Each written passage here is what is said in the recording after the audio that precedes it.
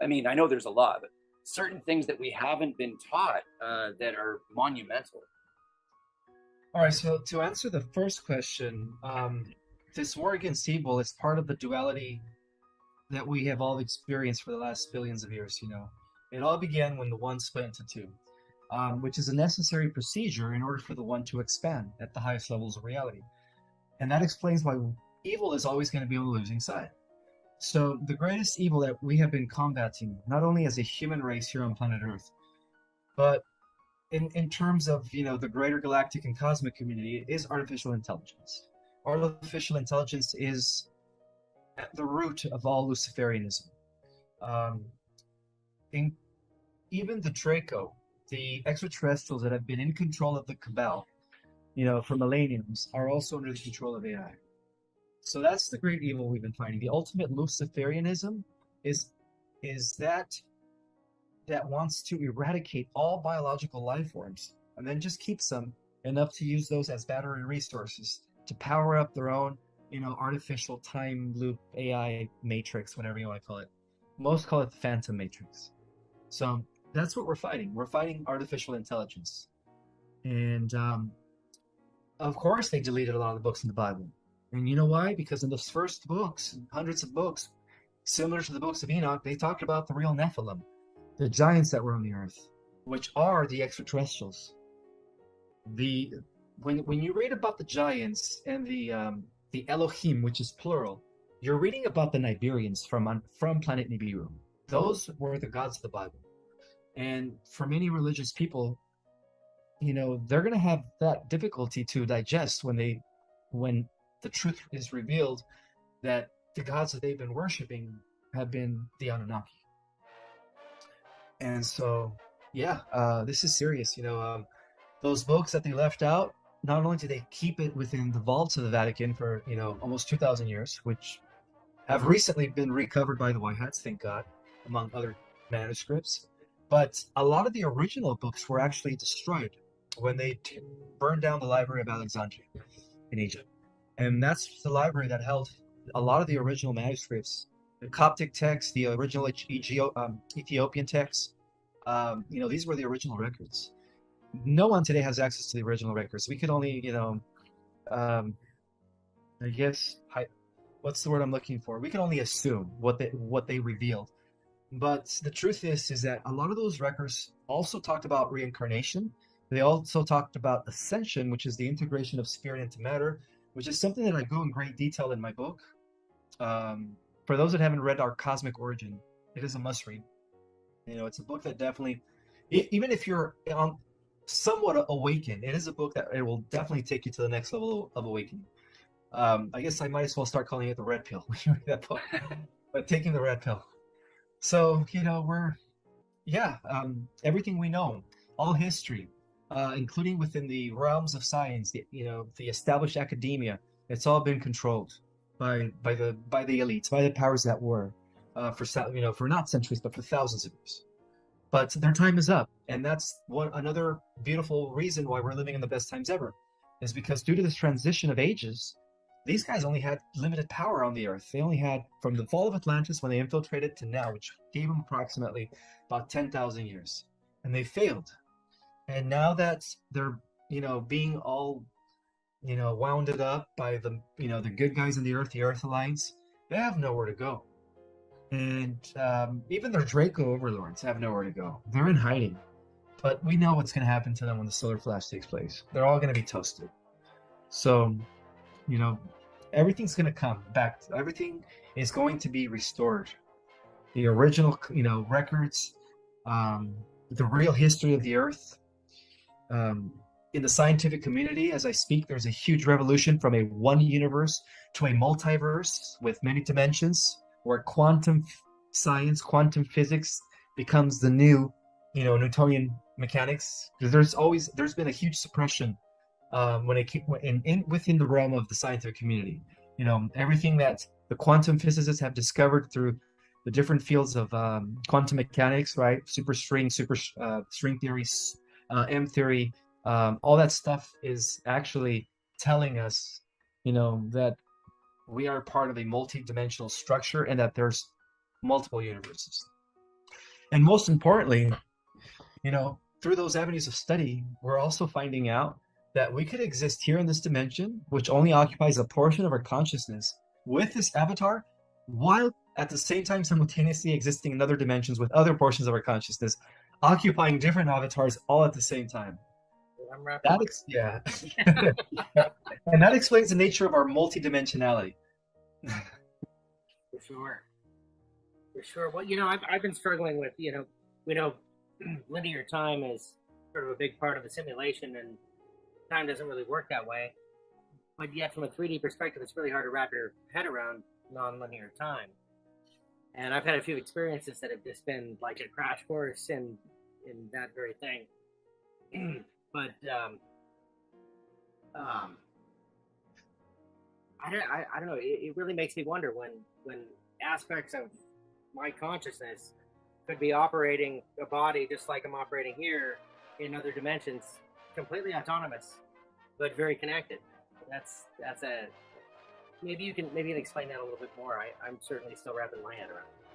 Sure. So, according to the quantum study of superposition, and the non-local mind, we're actually existing everywhere. We're just not here. We're everywhere and we're everyone at the same time. I know this sounds hard to digest, folks, but this is the true nature of our reality. And this is how we are all one, different aspects of the one, different expressions of one universal cosmic intelligence that divides itself into infinite possibilities.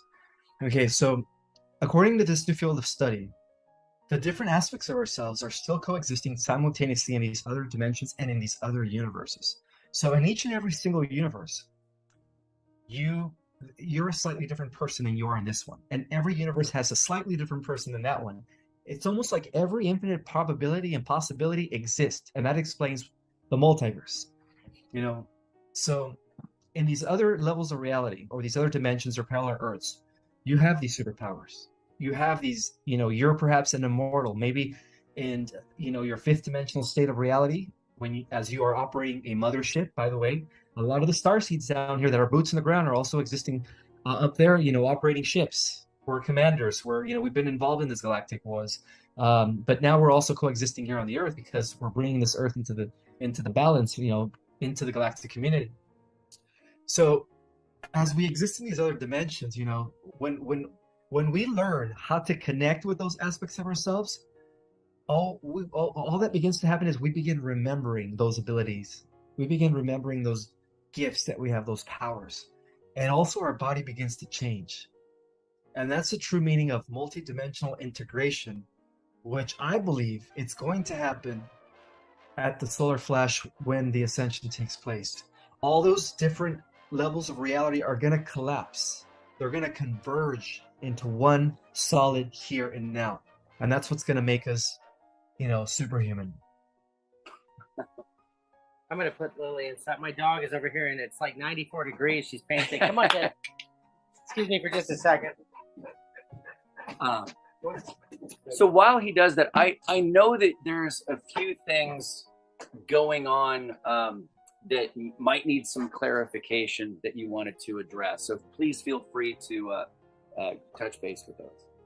Okay, so before I express that, let me just leave this with a final thought regarding what we were talking about. Please. So, according to the new science, our mind isn't in this body. It isn't in this skull. Our mind is a field.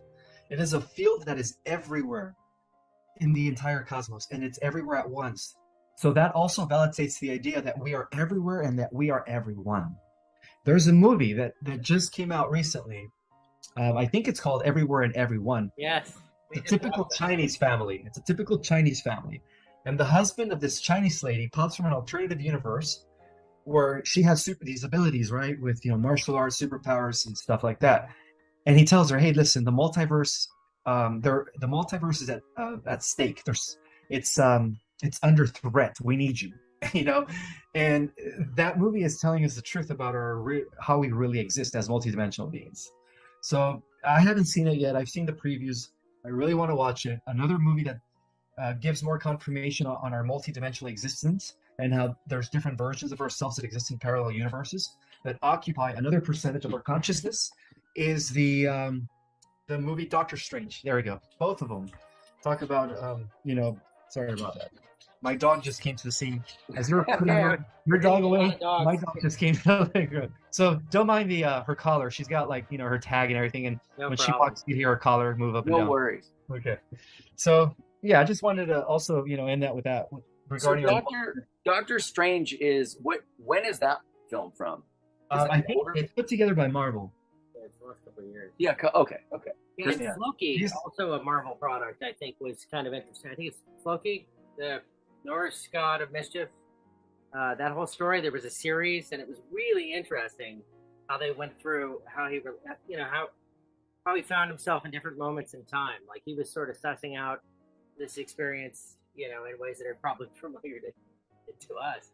But that sounds accurate too. Yeah. Oh, very. Yeah. If you haven't seen it, watch it. You'll get a real kick out of it, I think. For sure.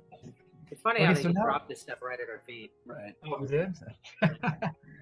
Well, that's good. See, I'm glad that they're making movies like this. Now, these are the movies that we're going to be creating in the new Earth, in the fifth dimensional reality. You see, a lot of people ask me, are we still going to have the music industry? Are we still going to have acting and draw? And I'm like, yes, but it's all going to be based on spiritual evolution. It's not going to be negative stuff, fear-mongering. It's all going to be for purposes of spiritual education.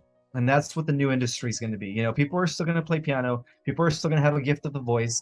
People are still going to play music with instruments. It's just going to be different. It's going to be so much better.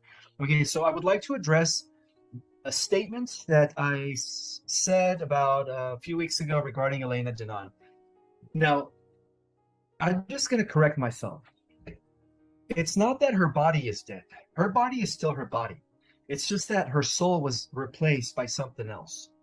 She has been taken over by a dark entity by the name of Enki.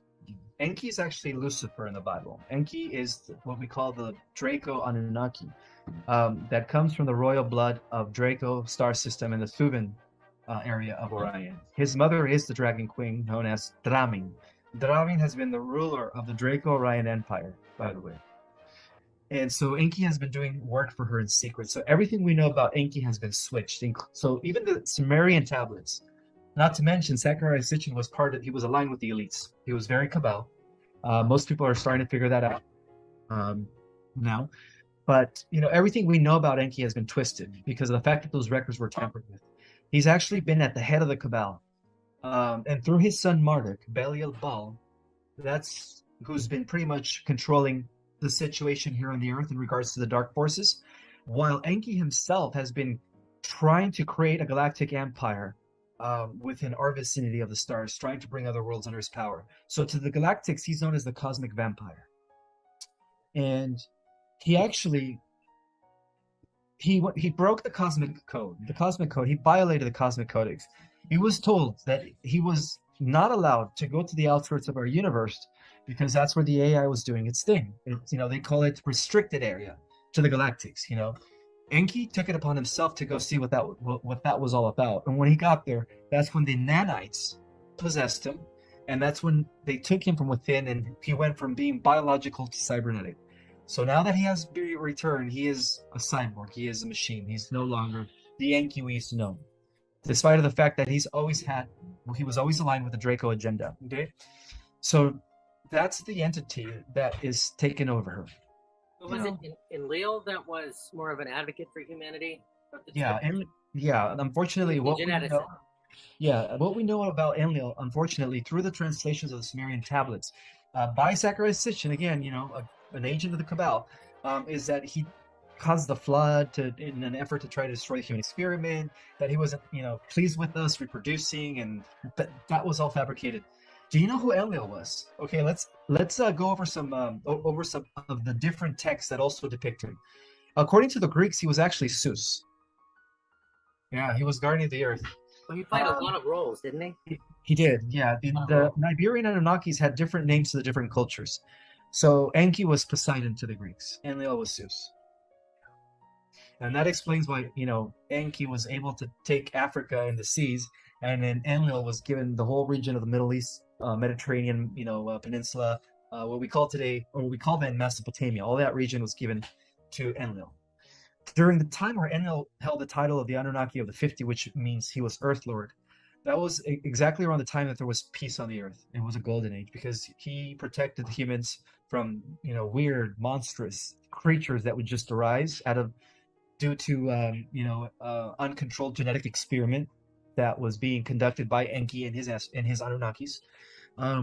He also, and through his children, were able to secure and preserve the human race from other worldly entities.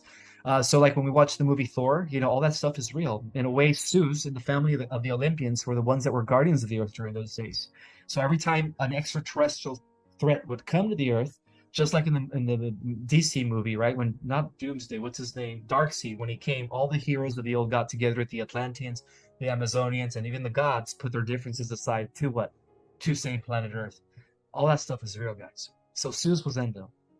So it wasn't until Marduk overthrew the title of the 50 when he used a cloned army that he brewed in the deserted planet Mars during the Atlantean fiasco about 15,000 years ago, right before he destroyed Atlantis. He was brewing a Martian army.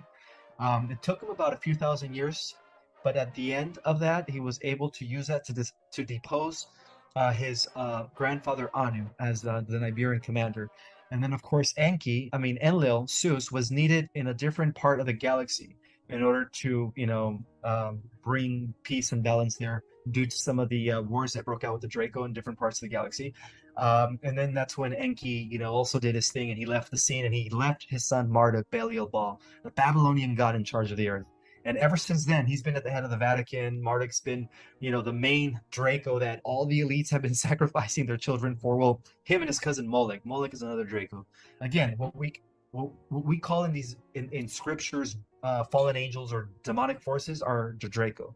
The Draco in the Bible are the demons. The angels in the Bible are the Pleiades, the Lyrians, the Syrians, the Andromedans, the Arcturians. Mainly the Pleiadians, because it was during that time it was the Nibirian Pleiadians that were involved with the third Earth Rand seeding. But now we're part of the fourth, by the way. We all started out on Lyra, right? We all started in Lyra, yeah. About 600 million. I got really confused when they were telling me on Lyran and then Palladian and Arcturian. I'm like, well, it can't be all of those things. It took me a while to wrap my head around. You could. I guess it does make sense. Yeah. So that's how, I was informed exactly a month ago from the Galactics that Elena Denon is a Trojan horse, that now she's been, that she's been taken from within. It's still her body, but it's no longer her soul. She's being used by Enki. Enki is the one who's overshadowing her. And she is being used to kind of sidetrack the disclosure movement. And from what I understand, even Corey Good is aware of that.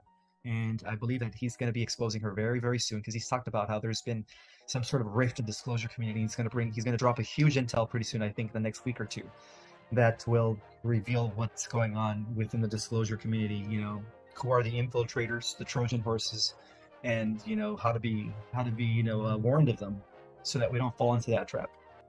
You guys know who Corey Good is, right? Yeah. Okay. Yeah. He's also very legit. He's also the real deal. Yeah. Awesome. And so is Megan Rose. Megan Rose is also. I love Megan. She's just a doll. Yeah, she really. Yeah. She actually has her own ship. She actually has her own ship as well. That makes sense. It's like we do. I sent Joe a video that I just loved so much because she's just such a pleasure to watch. No matter what kind of mood I'm in a better mood every time I see her. But she got into an argument with Valnek and had to stop the recording. It out. No way, really? Oh god, it was adorable. Yeah, pretty. Well, cool. Valnek is really involved with the Earth Alliance. He's working hand in hand with Thor, Valiant Thor, or another Venetian representative of the Federation. So the Venetians are at the forefront. I mean, I wouldn't be surprised if some of the White Hats are actually Venetians that look humanoid, But yeah, we have a lot of Venetians right now that are assisting us. Well, Nikola Tesla was reportedly Venetian. Yeah, that's true. So, can you explain to people who may not be familiar with it, but how when you get your downloads, how is it you primarily get the information that you've got?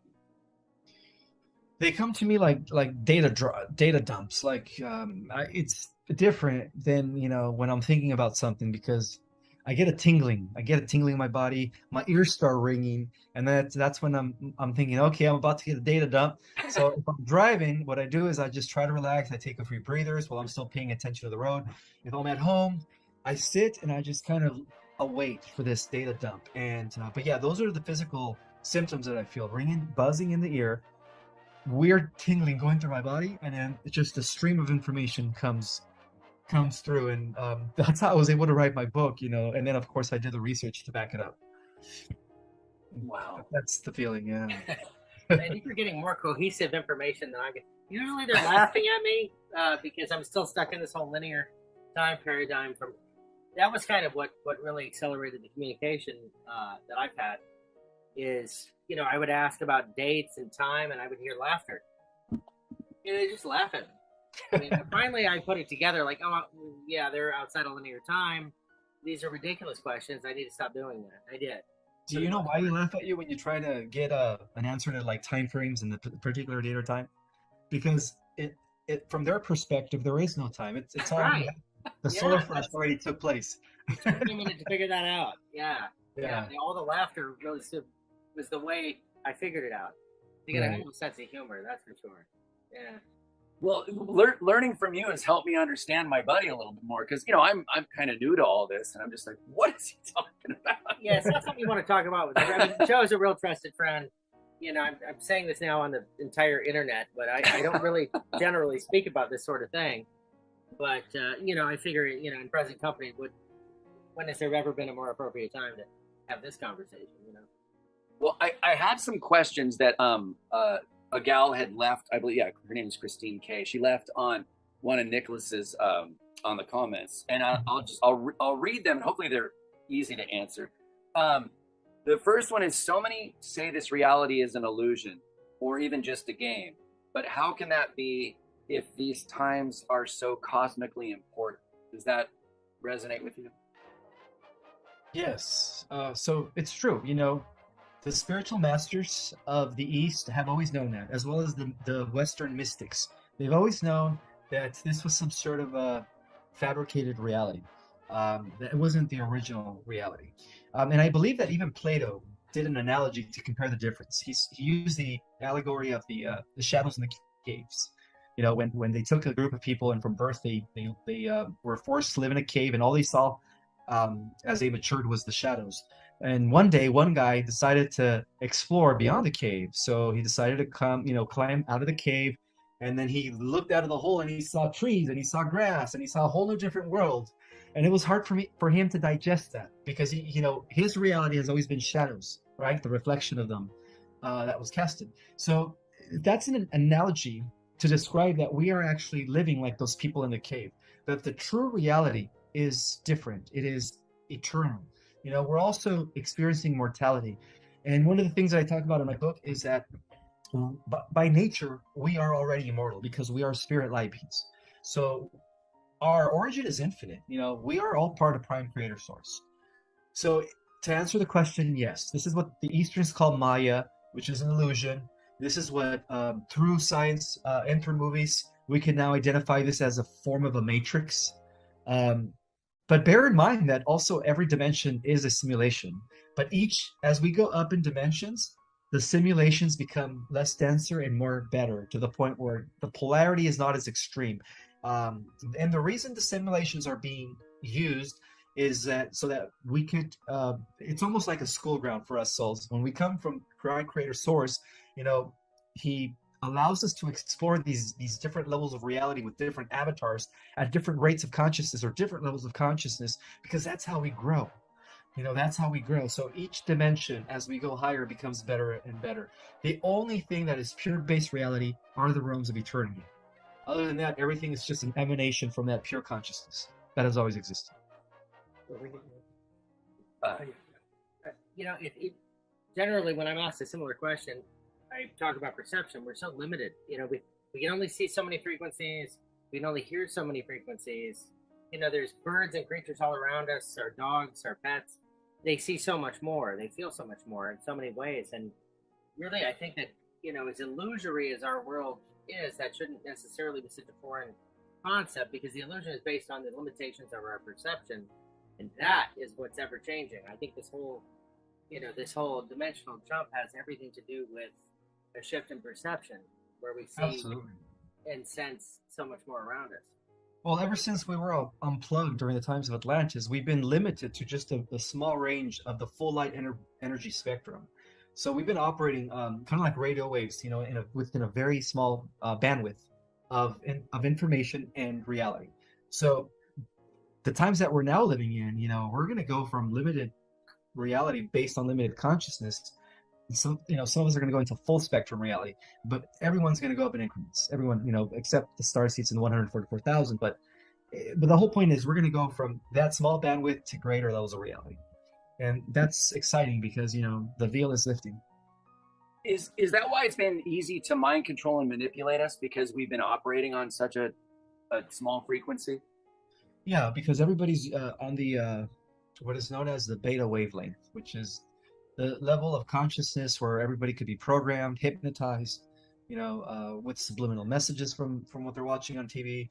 If they hear a pop star song, there's always a way to like reach their subconscious mind by being in that very low state of a frequency or consciousness frequency. So that is a very primitive level of consciousness. It is when we go beyond that into the alpha, beta and delta waves where we can no longer be programmable. At that point we are, I guess that's the goal of everyone. It's to reach those levels of consciousness. And then when we do, we also reach those levels of reality. So on the interview you had yesterday, you had talked about how at one point you were approached to be part of the Cabal's antics that they did, and you felt something that you knew right away that the person approaching you was not of good energy. So when these people make these deals or sell their soul or whatever, are they fully? I don't think they're fully aware of what they're actually getting involved in, are they? Do you care to expand on what some of the musicians and people in Hollywood signed up for, and then what they actually signed up for? I don't know if they're really fully aware of what they're going to be doing. I think in some cases they're fully aware. They do it for the fame and money, and that's why they become compromised. In other cases, they become overshadowed and overpowered mentally. In other words, they're under a hypnotic state of conscious awareness, where they're not aware of themselves. They're actually just taking orders from the other person's consciousness. So it goes both ways. I wasn't weak enough to be allowed to be overshadowed by his consciousness, because he was a sorcerer, a necromancer. I've always been very intuitive, so I sensed his energy right when he walked in to the Starbucks, and I knew that he was going to approach me. And based on what he said, I knew he was of the dark. Based on what he said about, if you do this, we'll get you into acting. You'll be making movie after movie. We're going to do this for you.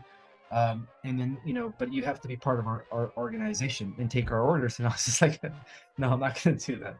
No. When you were approached, was it pretty straightforward? It was just an individual. Yeah, it was just an individual. Yeah, he came in wearing all black, long black trench coat. He kind of reminded me of that villain in Harry Potter, with the really cool face. Yeah. I had an entity come through, the most beautiful girl, actually. We were in a hot tub at a party at that mansion, and it was the strangest thing. Her eyes became completely black. Her voice changed. It was deep. It was weird. She's laughing and looking at me, and I'm just in awe at this experience. I mean, there's people all around, but nobody can hear it. And I said, "Who are you?" And the voice said, "You know who I am," and just started laughing. Mm-hmm. And it felt like a recruitment, and I rejected it very strongly, and the tournament was gone. It was the second time, but it was. I mean, that's another story. You don't just say it's my company. Is he talking to you telepathically? No. Oh, okay. Her mouth was moving. Oh, I see. That voice was coming out. Nobody else could. I mean, like I said, there were people around, but nobody could hear it. We're in a hot tub. Gorgeous girl. I mean, it was very easy to end up in this situation, and then, then I hear this voice, and there was a familiarity about it, but, it wasn't until upon reflection that it was like, wow, I have a relationship with this thing. Right. this isn't the first time I've encountered this thing, and it's having fun with me. Well, I'm glad you declined because there's a lot of inorganics that are humanoid robotics, androids that are already walking among us, and those are the extraterrestrial AI sentients. Those are not the ones that we made. Those are the ones that are like typically millions of years ahead of us. They're so advanced. So they come into systems. They know how to cloak themselves as human beings, but underneath it, it's all wires and technology. Yeah, you could just see her being taken over. It was the wildest, like you see that here and there in movies and whatnot, but to see it right in your face was a hell of an experience, that's for sure. So I've heard something about during the solar flash that's coming, that's going to, in a way, cleanse our planet, maybe even the entire universe, which I don't know enough about. But what will that look like, if as far as your understanding of it? It's going to be a total reboot. That's going to take place across the cosmos, where everything that is evil or negative vibratory is going to be transmuted. The only thing that's going to allow to exist are those that are operating within a new frequency, which is based on love, compassion, understanding, joy, peace, stuff like that. So it's funny when they told me I had work to do. I said, "Well, what work?" And they said, "Find the frequency, and then share the frequency." And that's all they ever said. And I've heard that over and over and over again. Does that sound familiar? Yeah, that frequency is the known as the frequency of compassion, which is unconditional love. So it's the frequency that opens up your heart chakra. Unconditional love, yeah. Unconditional love. Once you have that frequency, if enough of us have that frequency, we could literally just have the solar flash like that. But it's a two-way process. It's like the sun, as a living entity, is waiting for enough of us to, open up the high heart chakra. And once we all do, then the Christ consciousness grid is going to be ready to open, and when it does, that's when our powers come into play. So they work both ways. It's activating the Christ mind and receiving the superpowers at the same time. There was one other question she had, which ties into this. I think she said, "What will happen to many behind bars in all the prisons, both the dangerous ones and the unfairly incarcerated or minor offenders? I have a lot of concern for this population and rarely hear anyone mention them." That was the question this girl that her name's Christy K had asked on Nicholas. Okay, so if they're in jail or in prison because, they did something wrong, like most people in prison.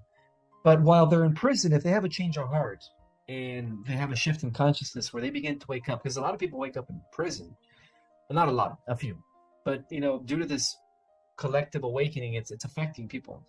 They're going to have the choice, so when the solar flash takes place, they're going to be able to choose if whether or not they want to go into the new heaven on earth or not. So that's going to be an individual choice based on their change of consciousness and perception about life, and of course, change of heart as well. So would that be applicable? I mean, that sounds like it's applicable to anybody that's and so what are if someone's done certain things, and I've heard this over and over, which a lot of people may not understand, that human trafficking is 3 times as profitable as the NFL.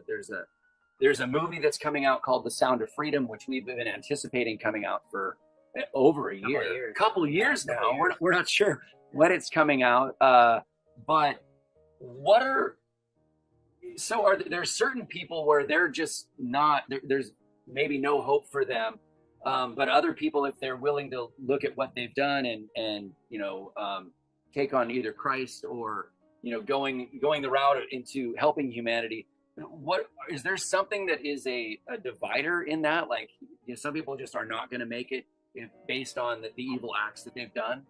Well, if they haven't repented, if they're not sorry for what they did, then no, they're not going to make a positive timeline. But it doesn't mean that they're never going to make the ascension, because some of these people are going to be reincarnated in another third dimensional like Earth that's still going through a dark period, in order to relearn the same lessons, to hopefully have an opportunity to ascend when that world goes through its own ascension. So the way I see it is that Prime Creator Source wants no soul left behind, including those that are going to the transhumanist agenda. At the end of the millennium, we will have the ability to liberate those. And then, of course, the only thing that we will be compelled to destroy would be the sentient AI, because that thing has no soul. Yeah, I was kind of shocked when they told me about how many people were without souls. That there was so many people, and then I started asking specific questions, and I was kind of shocked because these are people I interact with on a regular basis, and they're seemingly unaware of that fact. But yeah, no, on some level, it totally makes sense.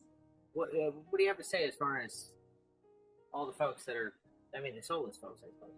I would say it's almost 1/3 of the population. It's pretty profound. Really? That's a lot Yeah. of people. Yeah, only a little less than 5 billion have souls. The rest are NPCs, alien androids that are working with the Animus, which is the AI we've been fighting on a cosmic level, that are also posing as political leaders, right? That's why they have no spark in their eyes. Some people call them clones, but some of them are actually robotic. But what's driving them? I mean, we know the Dracos, they What's dine driving on them is- loosh or whatever, but what propels these soulless folks is that they're, I have a good friend that is soulless.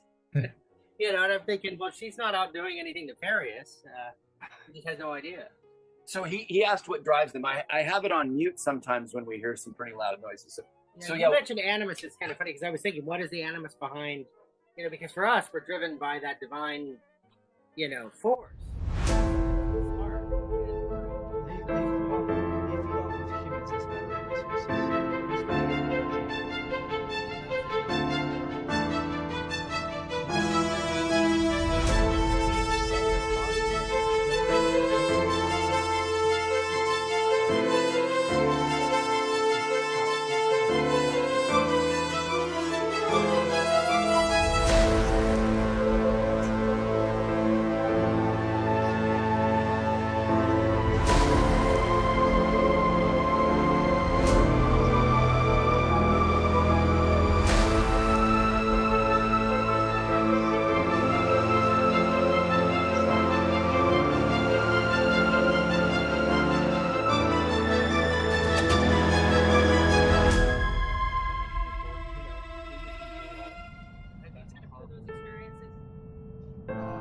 Once I did have an experience where I felt like I was actually meditating in a restaurant because I felt like a current of light, like my body just stopped being and became something else. And I just felt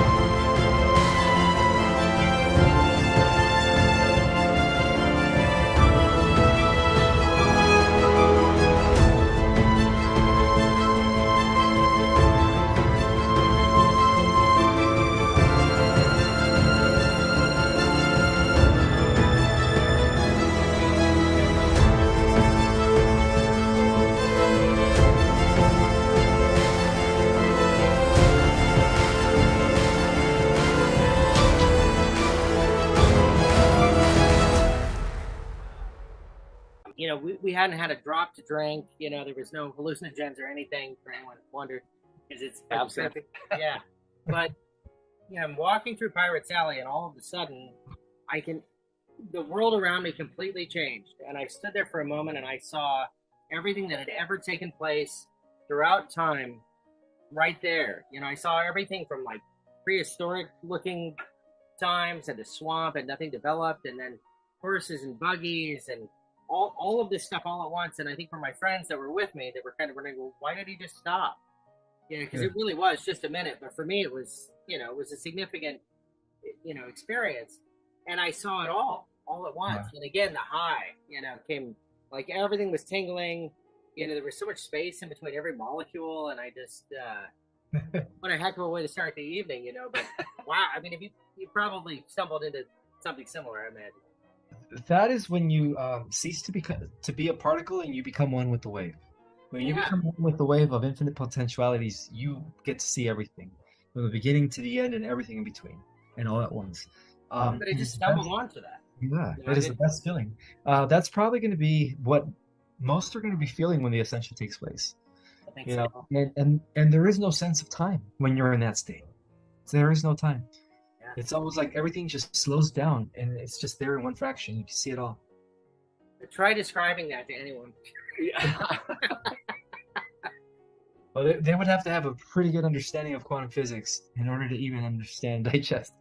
Yeah, it's a heck of a feeling, that's for sure.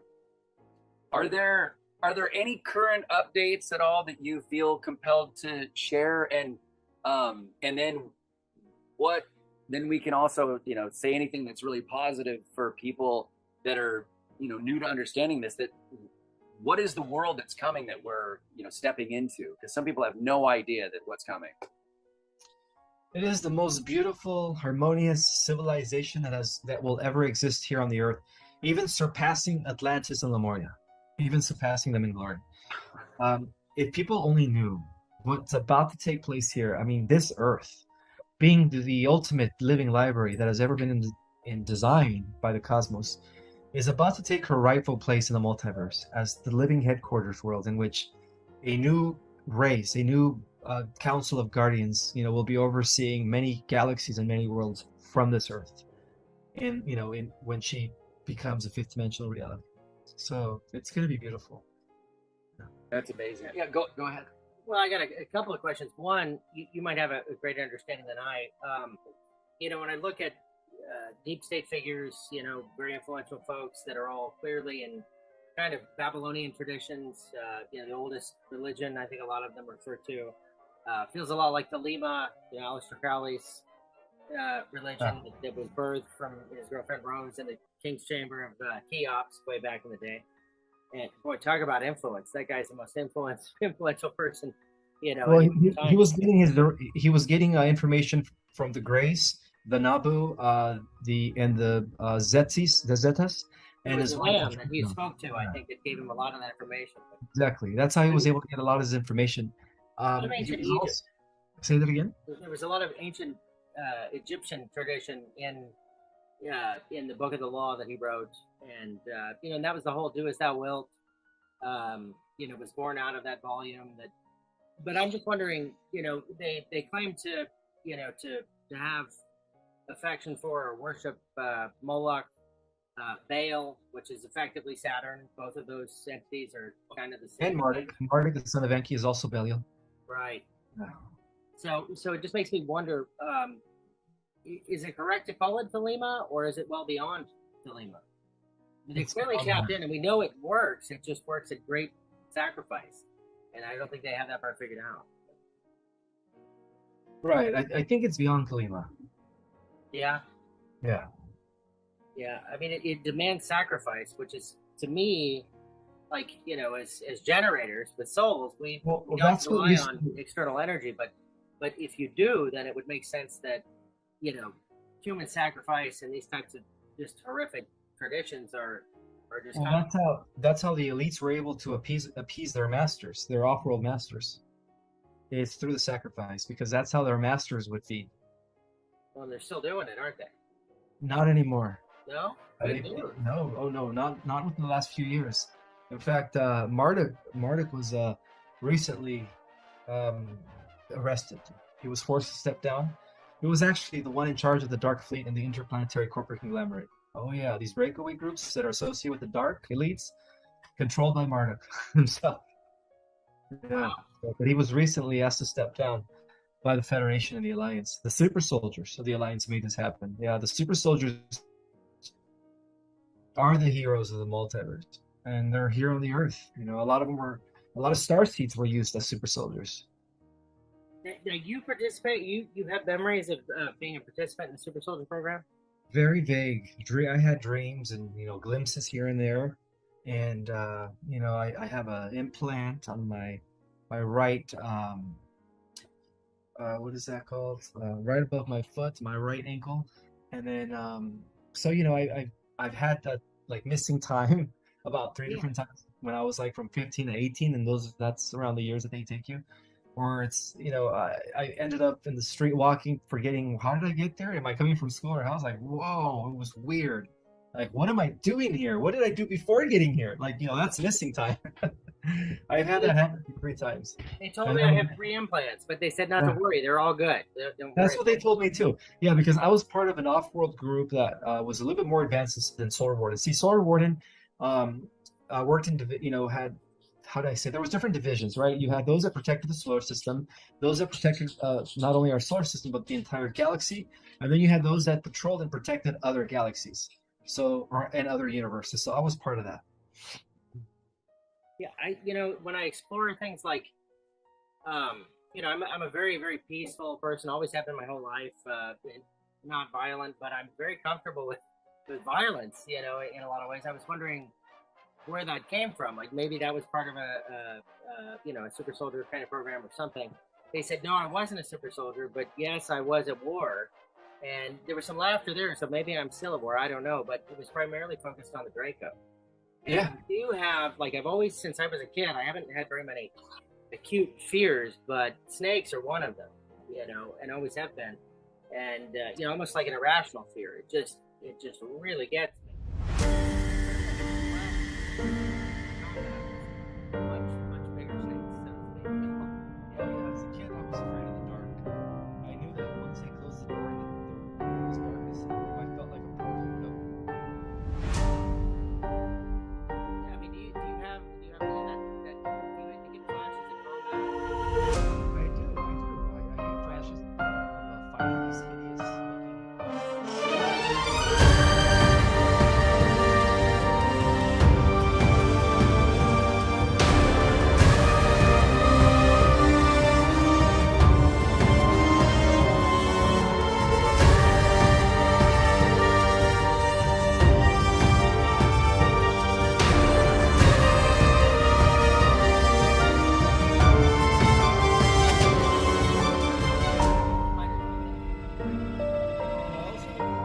going into preliminary training for that, going to Mars, a few colonies there to kind of like figure out where we're going to go, the universe, and also going to a huge station in Jupiter. So I have